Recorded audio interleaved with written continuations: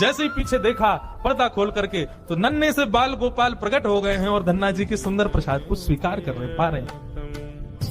असली शालिग्राम नहीं थे धन्ना जी के, पत्थर की सेवा करते थे, लेकिन भाव और विश्वास इतना ठाकुर जी के प्रति, ठाकुर जी प्रकट हो गए। अब धन्ना जी थोड़े बड़े हो गए तो घर की गैयाएं चराने जाते थे और अपने ठाकुर जी को जेब में धर के ले जाते थे। और गैया जब चरती थी तो पेड़ के नीचे बैठ के ठाकुर जी को निकाल लेते और कहते ठाकुर जी अब कोई ना आए, प्रकट है जाओ। तो ठाकुर जी प्रकट हो जाते, धन्ना जी के साथ खूब लीला करते। एक दिन ठाकुर जी ने धन्ना जी से कहा, आज गाय चराने नहीं जाओगे? बोले आज हमारी बुआ जी आई हैं, घर में बहुत सारे मेहमान आए, आज हम नहीं जाएंगे। तो ठाकुर जी बोले एक काम कर, गैयान को गांव से बाहर ले जा और मोकू भी बाहर पधराया, तेरी जगह आज गैया मैं चराया आऊंगा। तो यही होने लगा। अब थोड़ी दूर तक धन्ना जी जाते, उसके बाद ठाकुर जी को बाहर निकालते और ठाकुर जी प्रकट हो जाते, गैया चराने ठाकुर जी जाते। आज 11-12 साल हो गए, वो संत आए जिनके शालिग्राम जी की सेवा थी। संत जैसे आए, धन्ना जी ने प्रणाम किया, जय हो मेरे गुरुदेव, गुरु जी के चरणों में प्रणाम। गुरु जी आपने ऐसे ठाकुर जी प्रदान किया, मेरा तो जीवन उत्सव हो गया। अच्छा कहां है तुम्हारे ठाकुर जी, सेवा पूजा कैसी चल रही है, अभी तक कर ही रहे हो? उनको लगी पत्थर है, बचपन में की होगी, अब तो बड़ा हो गया। कहां है तुम्हारे ठाकुर जी? बोले ठाकुर जी अभी नहीं है, ठाकुर जी तो गैया चराने गए। संत बोले मतलब?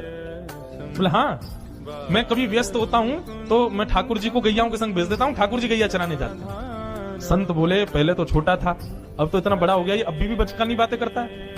अरे लाला ऐसे मत बोला करो। तो नहीं सच में ठाकुर जी गैया चराने गए। आपको विश्वास नहीं? शाम को चलो मेरे संग। गुरु जी को लेकर के वन में गया तो वन में गैयाएं चल रही थी। बोले कहां है तेरे ठाकुर जी? अरे देखो वो दोहरी गैया के पीछे पीछे हाँक रहे हैं वाकू, पीछे पीछे चल रहे हैं वाक्य, देखो ठाकुर जी दिख तो रहे। गुरु जी बोले हमको नहीं दिख रहे। धन्ना जी दौड़ के ठाकुर जी के पास गए, बोले मेरे गुरु जी आए, उनको दिख जाओ। भगवान बोले उनको नहीं दिखेंगे, हम बस तुमको ही दिखेंगे, तुम्हारे सखा तुमको दिखेंगे, सबको थोड़ी दिखेंगे। अरे भैया ऐसा मत करो। क्यों? बोले आपको और मोकू एक दूसरे से मिलवावे वाली तो गुरु जी हैं। गुरु जी यदि मुझको नहीं देके जाते आपको तो आप मुझे कैसे मिलते? मेरे गुरुदेव हैं, इन्होंने ही तो मुझको दिया था आपको। ठाकुर जी रीझ गए, पुनः पुनः धन की भक्ति, ऐसा भाव। इतने में ही नील माधव नीलमणि ठाकुर जी प्रकट हो गए और जैसे ही प्रकट हुए दूर खड़े गुरुदेव के एक एक रोम बिलखने लगा, रोने लगे और धन्ना के चरणों में प्रणाम किया। बोले हम सच्चे शालिग्राम से प्रकट नहीं कर पाए, तूने सामान्य पत्थर से प्रकट कर दिया ठाकुर जी।